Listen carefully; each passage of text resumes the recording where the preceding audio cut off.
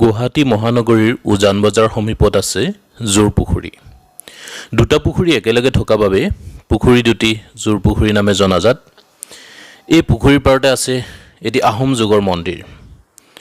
পুখুৰীৰ পাৰত থকা শিলালিপিখনত লিখা আছে যে স্বৰ্গদেউ শিৱসিংহৰ ৰাণী ফুলেশ্বৰী দেৱীয়ে এই পুখুৰী পুনৰ খনুৱাইছিল। শিলালিপিখনৰ সময় 1660 শক অৰ্থাৎ 1738 খ্ৰীষ্টাব্দ।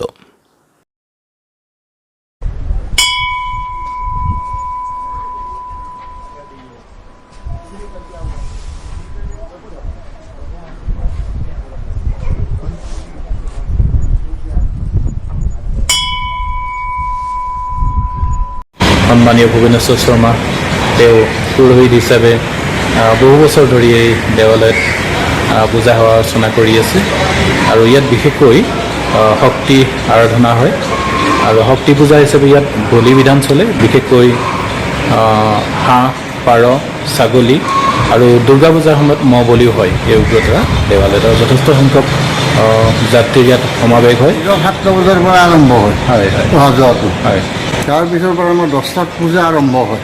পুৱা 10টা বজাত। হয়, তাৰপিছত 1:30 বজাত পূজা শেষ হয়। 1:30 বজাত ভগৱতীৰ ভোগ লগোৱা হয়। তেতিয়াৰ পৰা দৰ্জা বন্ধ হয়। দৰ্জা বন্ধ হয়। 1:30 বজাৰ পৰা কিমান সময়লৈ দৰ্জা বন্ধ থাকে? 6টা বজালৈ, সন্ধিয়া 6টালৈ।